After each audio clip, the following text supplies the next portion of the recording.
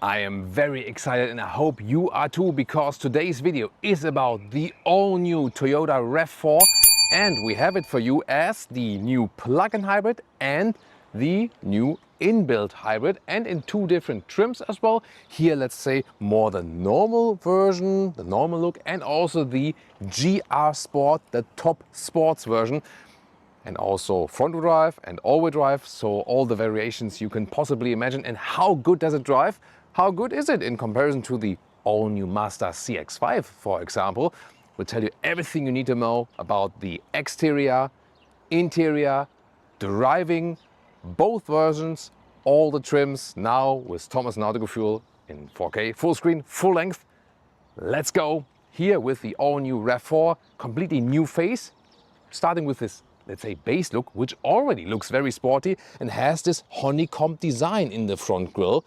So this looks like a special sporty version, but this is how a normal one would already look like. Also updated here in this more dynamic lamp shape, for example. And this in here is the hybrid version. Here we have the plug-in hybrid, but you can also switch the styling. So it's not, bound to that, unless it depends on the market, because the GR Sport is on the North American market only available as a plug-in hybrid, whereas in Europe, for example, you can also go a GR Sport when you have the hybrid. So you always have to look at the market specifics. Here the GR Sport has this high gloss black honeycomb scheme then in the lower part, and we also have it here in this striking red color, whereas this one here is called bronze, but it's more silver. Color namings are always very funny. And then you also have here the black Toyota logo here on top. So already tell me in the comments, which styling would you actually prefer? Yes, the North American market only gets the GR Sport and the plug-in, but they, for example, get the Woodlands trim, which has like a similar front grille, but then more an off-road trim, whereas the GR Sport is here like this street sporty trim, so to speak. The length is at 4.60 m or 181 inches. Not too big of a change there. And wheels, in some markets they start 17, in the EU they already start 18 inch, and then up to maximum 20 inch. These are the GR Sport black wheels, 20 inch. This is also, as you can see here, the plug-in hybrids, 11 kilowatt AC charging, and optional even 50 kilowatt DC charging. That's interesting. 23 kilowatt gross, 20 kilowatt net battery. And they promise a WLTP, official driving cycle figure, of 137 horsepower for the front-wheel drive plug-in hybrid. That sounds amazing, like 80 miles plus. It will be less in, realistic real-world driving, but we'll find out more about that later. GR Sport then on course here, then with the contrasting black roof, but you can also get the same for the non-GR Sport. High gloss black cladding right here. And we'll soon also talk more about the engines and so on. Here in the rear, new tail lamp signature, very technology focused from the looks, and the lower part with more high gloss black. And here then the GR Sport badge and the plug-in hybrid badge, PHEV. The trunk, I can already tell you so far, here in the plug-in hybrid you lose a little bit of height. We'll soon take a look on the inside. And then with the normal hybrid, you can also see it right here. Even this one has like a high gloss black. This is not the base model. It's a so-called style trim in Europe, and in the North American market, for example, it would be a comparable XSE model. That would be probably the one that comes close to it. And here and then the HEV HEV for the inbuilt hybrid. And then the lower looks, this is way different than here if you don't have the GR Sport. From the exterior look, I have to say, both are pretty cool, I think. I'm not sure yet which I will prefer. I will have to think about this, actually. Then as for the technology, there are some differences. So you have front-wheel drive or all-wheel drive. In Europe, you can get both versions for plug-in and the HEV, front-wheel drive, all-wheel drive. Some other markets, again, make some limitations.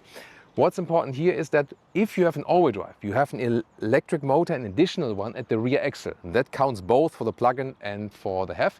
And here the GR Sport gets front performance dampers, also different rear suspension, stiffer suspension setup, stiffer steering setup as well, and also more rigidity, a little bit, some for the chassis. That's why, for example, you see it from inside, you can get two different panoramic roofs. And this is like just a very small, tiny glass roof because they say, hey, when you get the GR Sport, you want more chassis rigidity. That's why GR Sport means only small roof to open, and the other one then potentially, not sure if this one has one, we'll have to look, but you can also get a larger one if you don't go for the GR Sport. So yeah, very interesting things to know. Of course, it's mainly a front wheel based platform, and also the main electric motor is also integrated in the front axle. Then it's always a 2.5 liter 4-cylinder, either than the plug-in hybrid or the hybrid. The plug-in hybrid with the all-wheel drive trim, which we have right here, additional dampening and so on underneath. This one here accelerates in 5.8 seconds in the all-wheel drive spec. If you go front-wheel drive plug-in, it's a little bit less than 8 seconds, and also the hybrid models, they are also always like in the around 8 seconds, 0 to 1 kilometers an hour or to 62 miles an hour. So of course it's not a racing car, but I mean with the all-wheel drive plug-in hybrid you can be pretty quick overall. And here you can see then the difference. This is then the normal inbuilt hybrid. If you don't have charging infrastructure, for example, this one here over 300 horsepower, then it's all-wheel drive plug-in hybrid, and here you can see like the orange cables then for the high voltage system.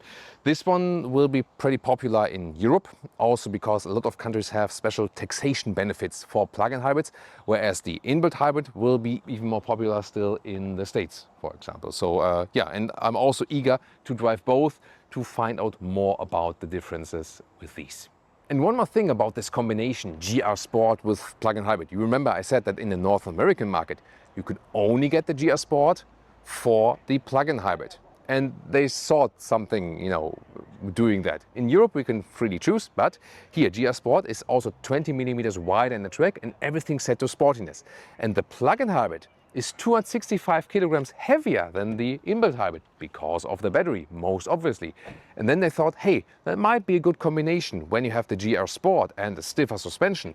That should even out the extra weight from the additional plug-in hybrid high voltage battery that the car doesn't shake up, you know. So Toyota thinks of, hey, this is, let's say, like a recommended combination, plug-in hybrid and GR Sport. But if they are right with this recommendation, I'm here to find out. Here, by the way, lamination for the front side window in the plug-in hybrid. And while we're standing here at this different location with a beautiful view, you know, to the countryside here in Andalusia. So such a beautiful landscape here, and great people here as well. And here this avant-garde, the avant-garde bronze vehicle, which to me still looks silver, but still cool color, definitely. And the other was emotional red, by the way, in the GR Sport. So I want to add two personal notes to this review. So first of all, why is it to me so important? Because this is the most sold car in the world in 2025. And it has been a couple of times in the past years, and also by that as well, the most sold SUV in this world. And that's why this review and all these details matter to so many people.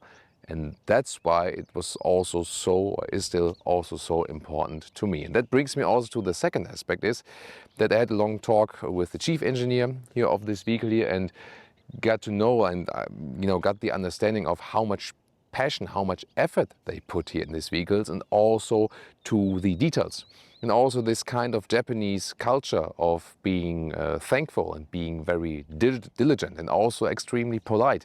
This really impressed me as well. That's why I also want to make a shout out for that. And that gives me also the impression that they also care about what's happening to the customer. And one detail I want to share with you as well, because I was talking to the chief engineer and I told him, like, wow, this, I can already tell that so far now, this drives so much better than the previous generation. Like, what did you do? Why is that? You know, and then he explained that they worked on the rigidity of the chassis. That's one, counts for all versions. And the second thing, counts for all versions as well.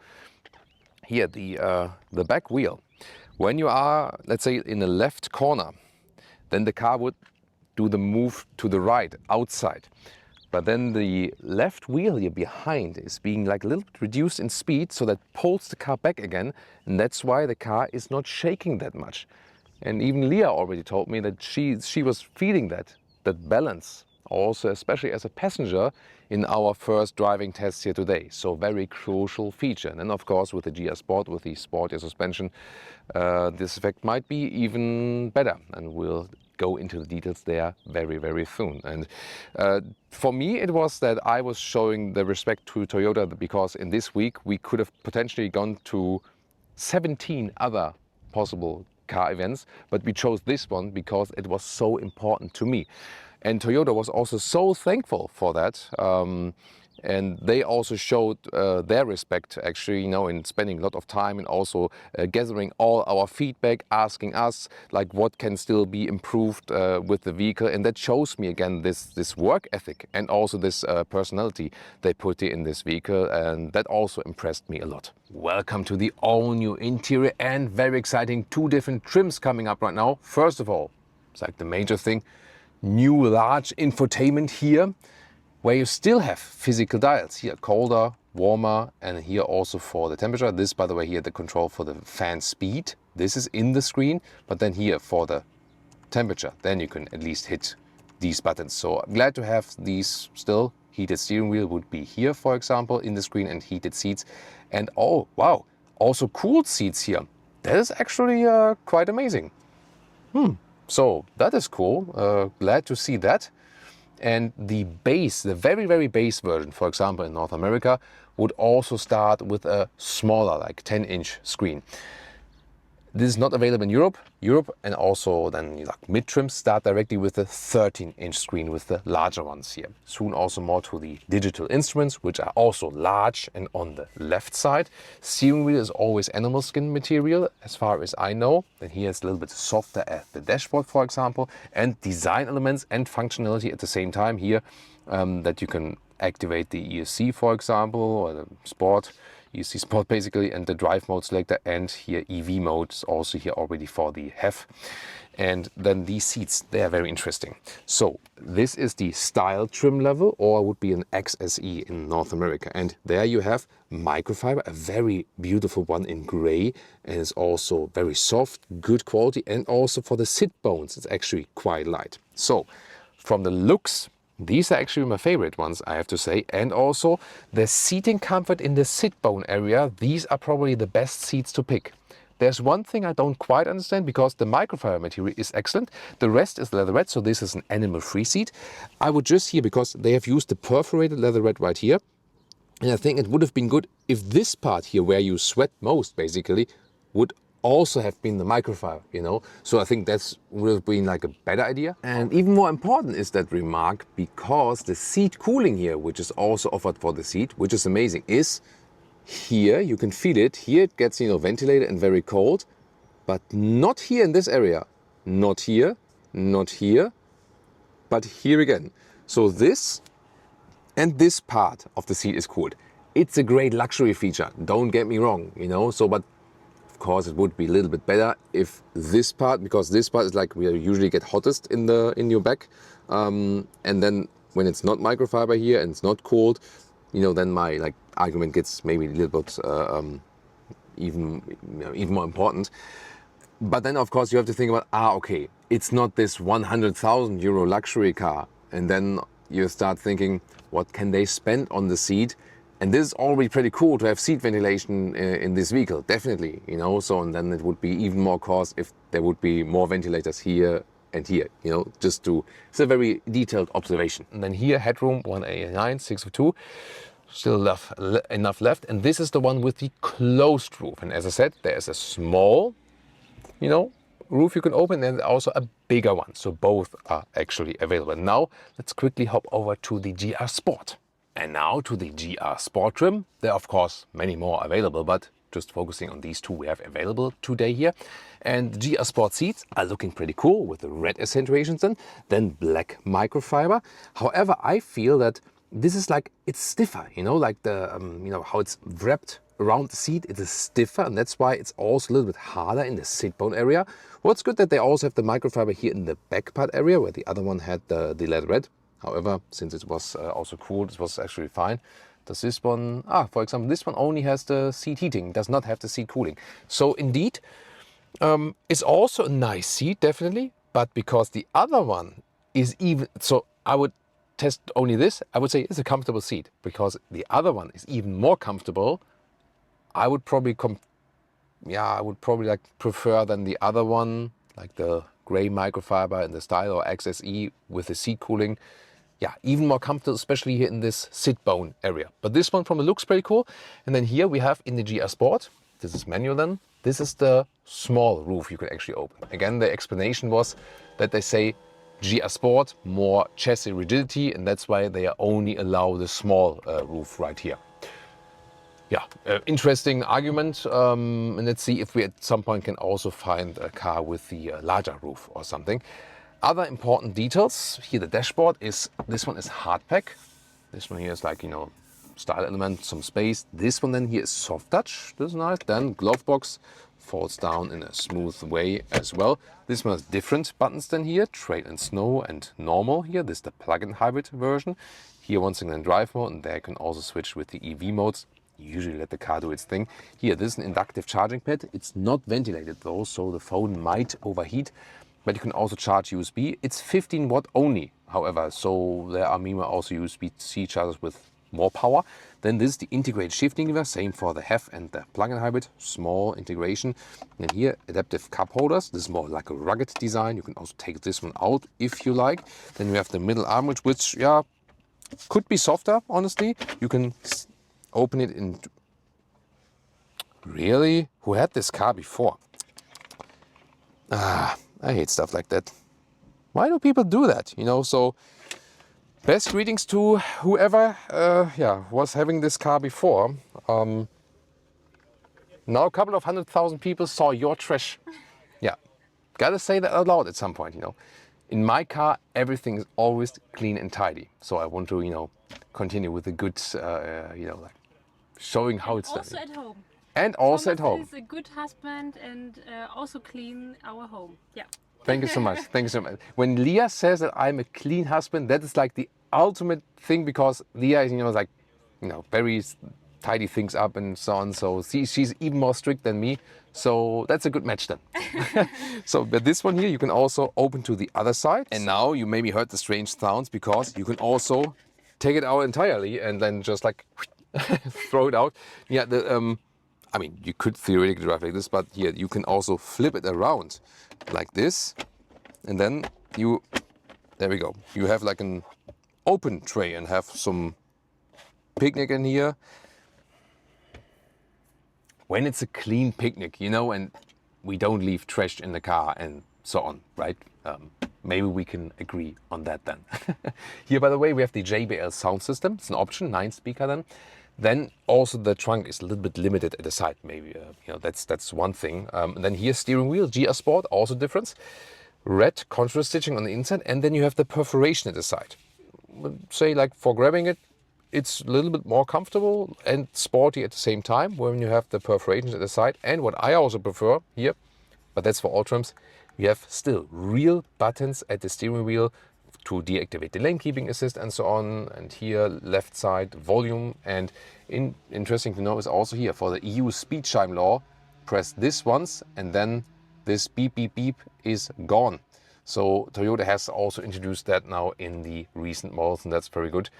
I always, by the way, put the dark mode in here. So this looks a little bit more sophisticated than for the GPS. And driver POV, here looking to the digital instruments. They are of course larger now. You can also here have the map on the inside. This is the car internal map. And you could also get here this head-up display. I don't know if you see that, but Toyota intentionally put like a matte surface to this instrument panel against glare, against the sun. Is a good idea, however, this also makes the display a little bit less crisp in the visual quality if you compare it to like a clear display. And it also seems that this matte display you may also see it right there maybe, it's like a dust magnet as well. And this is here the Apple CarPlay integration. By the way, the cable connection is not here, it's not there. You need to use the cable connection underneath there. Then it does connect with the cable. You can also do it wireless, the connection, but I prefer it with the cable. And here, what's now also working is when you have CarPlay and then Apple Maps or Waze, or Android Auto with Google Maps. It's not flickering, by the way, in real life, just on camera. Here you can also have then the maps mirrored in the digital instruments. Oh, Leah's watching Modern Family again. Now rear seats, by the way, in all versions here, you have like a, it's not too soft here, but you have a nice structure and the surface is soft. Let's take it that way. And a little bit softer here. Once again, we jump back to the other trim to show some difference. This interior is a little bit lighter on the inside. Headroom in the rear, also with 189, 602, no problem at all. Here you can have cargo position like this, or more upright or more laid back. So both is possible. Legroom, you still have some legroom. Here's a tall adult, so good usage of space. 215-watt supply again, could be a little bit more. No, but in general, I think it's a comfortable seating position. It's really relaxed. So maybe I would even drive with the more upright position. Is it 2 steps or was it 3? See, 1. No, it's 2. It's 2. So sometimes you can actually even drive in this position, maybe. Yeah, it depends on. And yeah, once again, I really have to say that the gray microfiber here is a little bit softer just in the surface. So to me, a little bit more likable.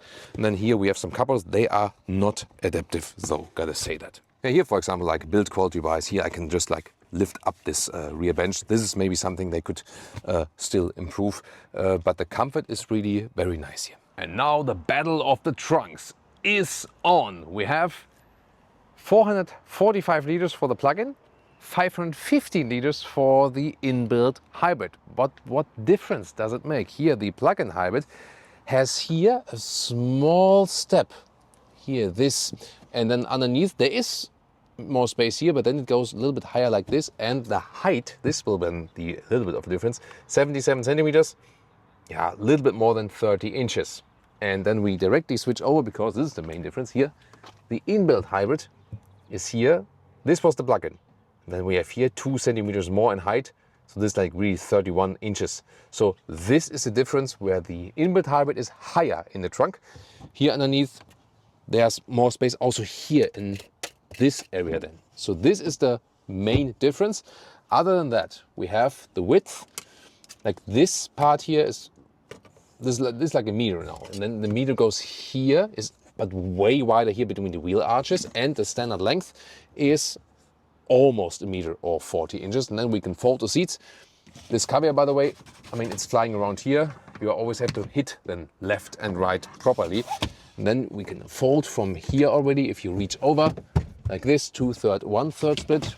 Maybe that way you can see that. Oh, that's nice here. They thought of this cover then here, the way that when it folds, that this is covered, and not that some blueberries fly in there or something like that.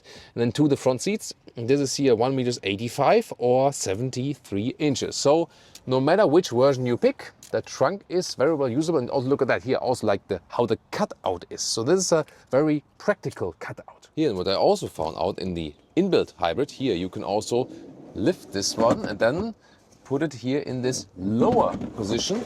Then you can gain even a little bit more in overall height. Pricing, the Northern American prices are without VAT, and cars are usually also a little bit cheaper there. So there you start at $32,000 for the HEV and $42,000 for the plug-in hybrid. Then when we look at the EU market, which also doesn't start with the lowest trims, so they have VAT in the prices, and then they also are a little bit higher in the trims, and cars are in general a little bit more expensive there. And there we have the entry price of 44,000 euros for the inbuilt hybrid in Germany and 50,000 euros for the plug-in hybrid. And then you can add some 10K each on all the price if you go like full spec, you know, for all. That means that the car as it's standing right here now, so the plug-in hybrid, all-wheel drive, GR Sport, is already then in Europe, for example, a little bit over 60,000 euros. Still, the prices, because also like the yen exchange rate and so on, weren't too bad if you consider some other manufacturers and so on. But you can really fine-tune this vehicle here because the span is quite wide. There are not too many options, you know, but you can really choose between like, do you need all-wheel drive, do you need the GR Sport, do you need the plug-in hybrid or not, and so on. And there can be the case where the plug-in hybrid might be higher in the list price, but better than in the taxation. Let's start driving the all-new Toyota RAV4. What I directly realize here, starting in some slow driving, of course, plug-in hybrid drivetrain, at least when the battery is at least somewhat charged. We drive all electric, so this is the closest you can get to an all-electric RAV4 at this moment, and you sit extremely high. So this one still gives you an original SUV driving feeling and SUV driving position. So you really sit high above the road, have also very good visibility. Also, for example, good overview over the front hood and so on. And when you're especially driving around town, you have the battery charged. It's always nice that it's always very, very silent from the outside and from the inside. That's what we already feel right now. Here we can also go in some B roads, see also about the suspension. Oh yeah, you feel we have here the combination of 20-inch wheels and also this stiffer suspension setup in the GR Sport. So you have to like that. Yeah, you feel that. When the road is even, it's all fine. But here now we are in this B road, and here Leah's already. So this is a very good test. We can drive the very same road also with the non-GR Sport suspension to see the difference. Beautiful view here in southern Spain here today, and Andalusia. You have the right Spanish pronunciation. It's a nice bike they got there. Yeah, I'm also like a two-wheel drive fan, and this is a very good road here to test the suspension because it got a lot maybe like roots from the ground and so on. And there you feel that first good finding here. When you're often driving on bad roads, then the GR Sport suspension is definitely not ideal. It's better than to stick with the normal suspension. But the cool thing is you also have a good overview. That's why I can also imagine that going off-road is a very nice idea, and you can still do that with this vehicle, of course. You can very much fine-tune it also with the throttle here in the electric driving mode. So the electric driving mode is a very, very likable mode here, of course. And I'm also looking forward to if it will feel similar with the normal hybrid drivetrain. And now, still winding roads up and down and everything, but we have better roads now, so not that destroyed and so on. And here is where the GR Sport suspension does all the good job. So this is really interesting to see and to feel, and I still know how the previous generation was driving, and this one is a lot of fun. So when the road is not destroyed, then you are very happy about the stiffer GR Sport suspension. It's a very interesting way of doing traffic here. Because then left and right and so on is even more fun. The steering is very light. I mean, it feels off-road car-like, and although driving-wise here there's a GR Sport, it doesn't feel like an off-road car, but the steering is easy, light to control. Maybe I would wish a little bit more feedback. It says that in the GR Sport it has more feedback, so we'll also compare that with the other version very soon.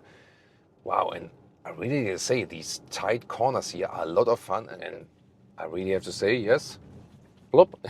When you have some transverse bumps and so on, yeah, it's stiffer, but on the other hand, if you maybe don't have a problem with bad roads and so on, and you more like the sportiness, this really feels sporty now. So I gotta say that this is the most fun the RAV4 has been so far. It's really fun to drive, feels nice, feels sporty. I just love driving it.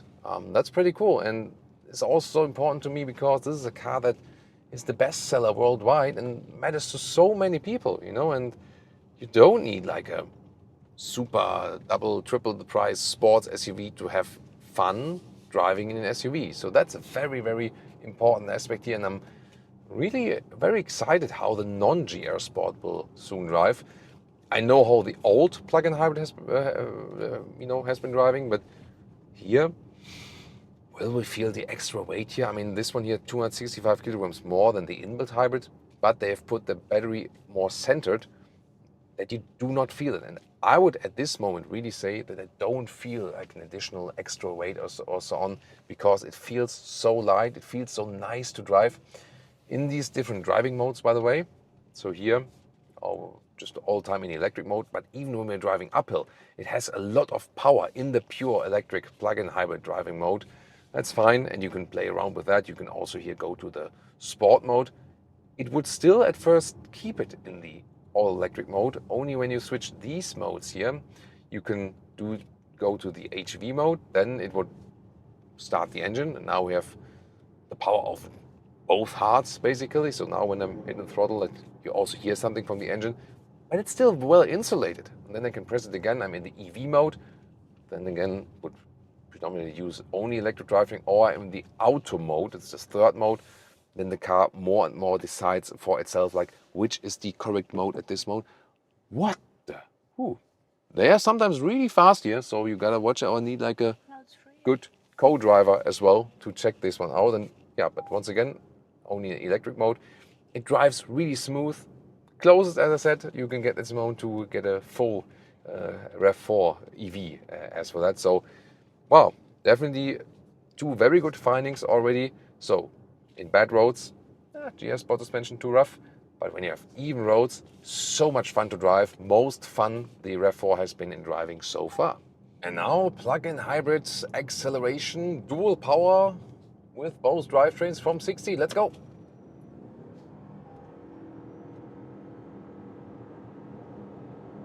Plop. 120. So that was 60 to 120 kilometers an hour.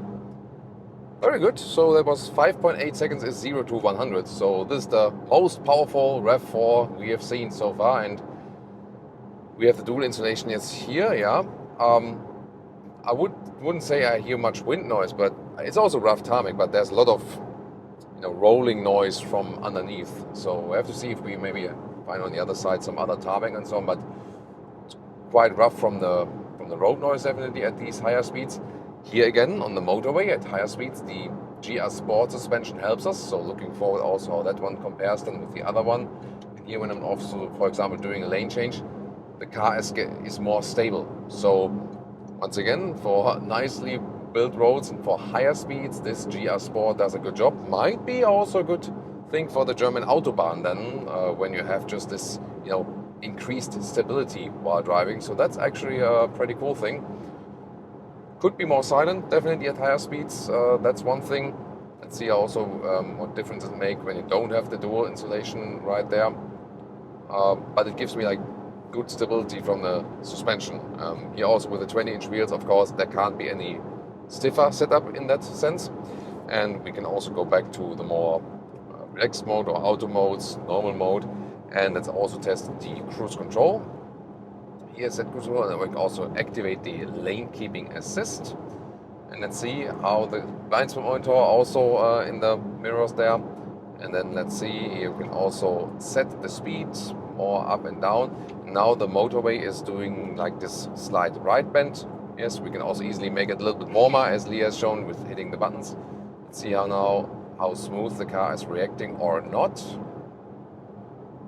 Yeah, some minor corrections here, but it's definitely way better than before. So they also made step up the game in the assistance systems. Let's see a transverse bump. Yeah, I mean there's a little bit back and forth from steering, but that's definitely a big improvement. So far so good. So also improvement, yeah, here a little bit back and forth, but definitely noticeable improvement here as for the assistance systems. So that's actually also a good thing. As for the fuel economy consumption, with the plug-in hybrid, we could score some in pure electric driving, also with the motorway and so on. So like a realistic range of about 20-21 kilowatt hours on 100 kilometers. So it's like 3 miles per kilowatt hour. Means with this new battery pack here, you can realistically drive about close to maybe a little bit less than 100 kilometers or 60 miles on the pure electric one. That's actually already quite good. So increase in efficiency and also in the battery capacity. And if the plug-in hybrid is empty from the battery, or I mean, it won't be like 100% empty, you always have like a little bit buffer then, also when you're rolling down, recuperation again, then you have maybe like slight electric boost. You drive it more or less just like the inbuilt hybrid, which we'll soon drive then. And there you can also score some 6 liters on 100 kilometers as for the petrol consumption, so like 40 mpg US, 47 mpg UK. But now even more interesting, switching back, or to the other model then, away from the GR Sport, away from the plug-in hybrid with the non-GR Sport and the inbuilt hybrid. And did you notice? This one here, by the way, was not the car that we've been driving. This one is also an inbuilt hybrid, just with the GR Sport, which is available in Europe. So we're driving the hybrid very soon now, but not the GR Sport. Let's compare the suspension, the seating comfort, also the efficiency of the hybrid drivetrain, and how does it drive overall? Better or worse or same? Let's go. And now the full hybrid acceleration, sport mode.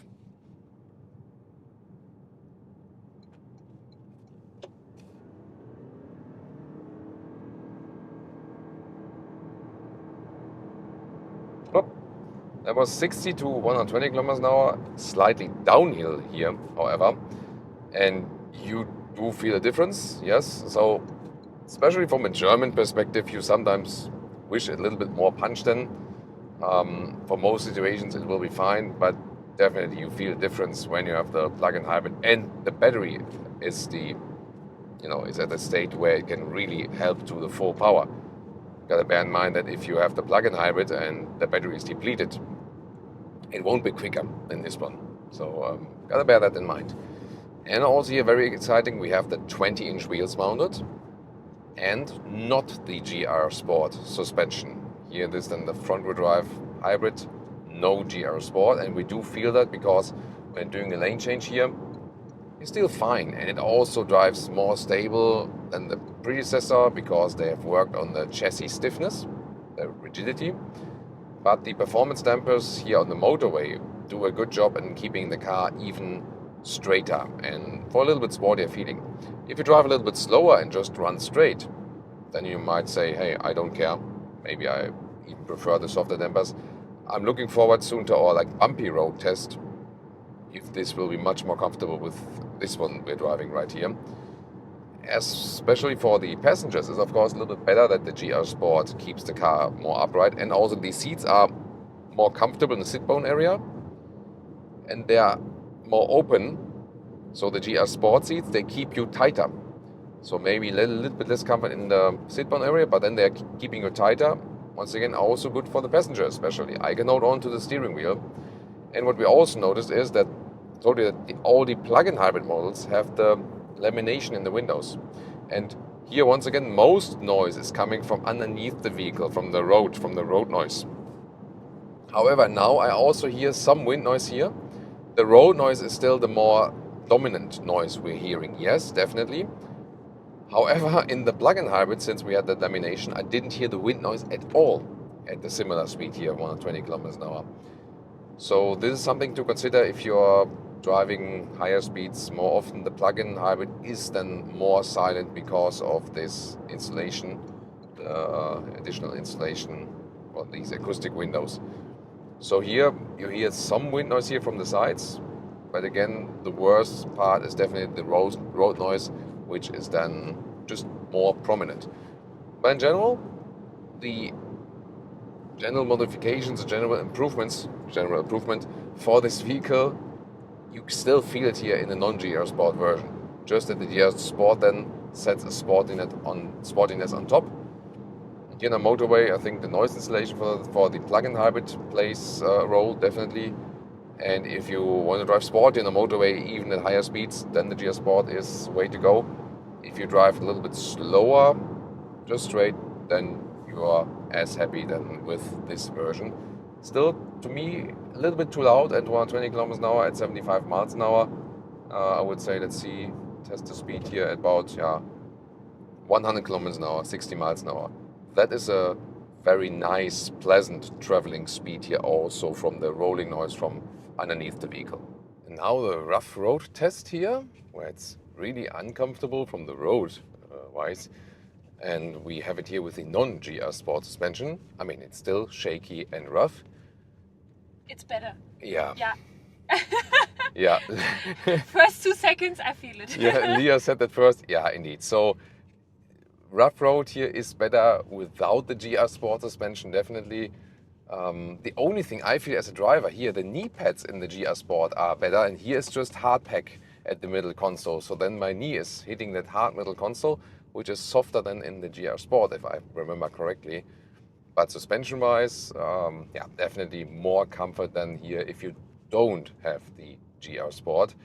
So it's really pro and con, and it's about the use case. If you have more Autobahn, motorway use case, and if you have nice roads, and if you want to drive it sporty and want to have a lot of fun, then the GR Sport it is. And if you have a lot of rough road cases, and you have more going straight and need this extra comfort, or maybe have some soft off-road cases and so on, then one of the base or mid trims it is. So yeah, very interesting to find out these differences. But how much less sportiness or maybe less fun do we get in winding corners? And now when the road is a little bit better again, what about the winding corners and the driving fun here with the hybrid and also without GR Sport suspension? So one more thing I want to say to this, like, you know, off-road driving situations, or here we have like some water when the tire's a little bit wet, and then when, for example, you accelerate uphill, and then here, for example, here, see here, like the tires were a little bit wet, and there was like, like some lines in the road, and they were like a little bit sliding. And also when you have destroyed road, the tires might be like stamping with the front wheel drive, or like bop, bop, bop, bop, bop. And then this is a situation where you would need the all-wheel drive. You know, when you have situations like these, good to know, then you need the all-wheel drive version to have that support then also from the rear axle. But here, when the road is even, driving uphill, you hear now the engine, because yes, in the inbuilt hybrid you also have a lot of electric driving moments in city driving and so on. However, driving uphill, then the engine usually hops on. And then, of course, the pure electric driving experience here, for example, is off again, then it's on again. And there, the pure plug-in hybrid driving, pure EV driving experience is a little bit more pleasant and more, let's say, sophisticated, as long as the battery allows that, of course. And then here's some agile driving with nice road, is you still feel that the car is better to drive than the predecessor. So it feels sporty, it feels more rigid, it feels more fun to drive, definitely. So it's a huge improvement for all versions. Even if you go for a base version, you will profit from these changes.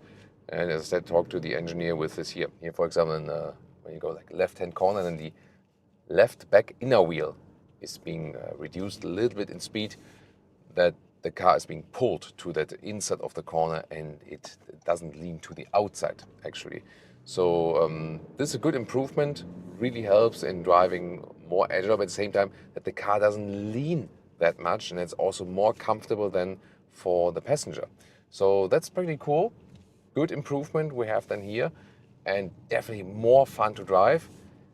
Gotta say though, the GR Sport is even more fun to drive, and it's the more, let's say, unique vehicle in the way of this is really much more driving fun. But what's clear, and I'm soon also going to talk about the difference Mazda CX-5 and VW Tiguan, can already tell you so far in driving, the CX-5 was the SUV that always drove better than the RAV4. And the same also counted for the VW Tiguan. And now this driving fun difference is is a little bit diminished, because the RAV4 now also drives very, very well, very nicely. So this is a huge step forward. And if you go then for the GR Sport, you really have a very fun SUV. So this is already somewhat fun, and the GR Sport then is really a fun SUV, definitely, to drive. And then the consumption fuel economy of the inbuilt hybrid is basically the same like you would drive the plug-in hybrid with depleted battery. About 6 liters on 1 kilometers, 40 mpg US, 47 mpg UK. So yeah, as efficient as ever. And what about like this general conclusion, and also in comparison, Mazda CX-5, VW Tiguan. The CX-5 is a especially large competitor in the US, alongside the Honda CR-V as well, and the VW Tiguan is like this, prime SUV in the sales in Europe, for example, and of course there are many more competitors, but just to pick a few of them. So I told you a little bit about it in the driving part already. The RAV4 was so far, like, it's always very efficient and it has a lot of space on the inside and it's reliable from the engines and so on. But it was never the car that you would pick because it's fun to drive. But now it is. And that's, I think, the crucial change with this generation here. So far, you would pick the CX-5 over the RAV4 or the Tiguan over the RAV4 because they were clearly more fun to drive.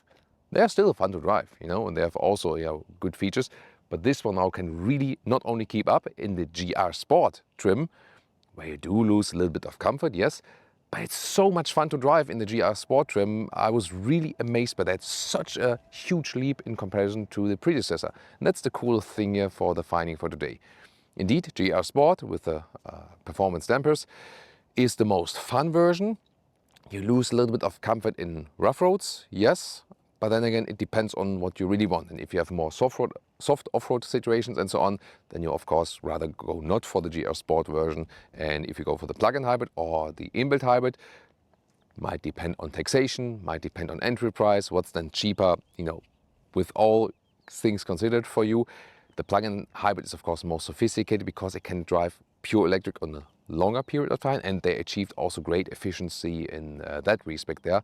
So for us, for example, in Germany, we would go for the plug-in hybrid because even if it's higher in the entry price, when you count taxation into account, then it would still be cheaper to me, you know, and I also have a little bit more sophisticated experience. But there are other markets that will appreciate the inbuilt hybrid more, and also, for example, if you don't have charging infrastructure. At the same time, the prices remain the same, or sometimes at some point even got lower because of the yen exchange price, for example. So this is then a very attractive offer. CX-5 is still a very attractive offer as well. In some aspects, it's also sometimes even cheaper. It depends on the market. For example, in Europe, then the CX-5 is a little bit cheaper as well. They both offer a lot of space. CX-5 has also gained in length. This one here has more real buttons, physical buttons on the interior than the CX-5 now. Strange things, right, that happened to Mazda. The VW Tiguan also has its strength. It's definitely more expensive, you know, even especially in comparable trims. The 2-valve DCC dampers are also pretty cool, and there are certain interior details that are maybe a little bit more sophisticated than here. But the question is if you want to pay like a higher price for that, and definitely you don't have to go for a Tiguan now. If you want fun in driving, you can easily go for the RAV4. So to me, it's pretty clear why this one is the most sold car in the world, because it just delivers. It's also reliable.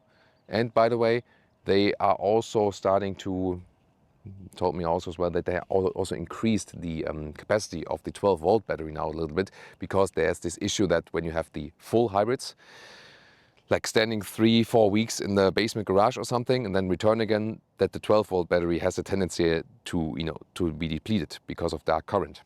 So they are working on this issue now as well, and hopefully it's already better than with this generation here. So that's also a side note. And second side note, this 45-watt charger USB in the front, you only get in one highest trim. All other have the 15-watt. That's another detailed side note. Yeah, but overall again, great performance. Really liked the driving here today, and I'm pretty sure it will continue its success. And now it's time to check out the competitor reviews.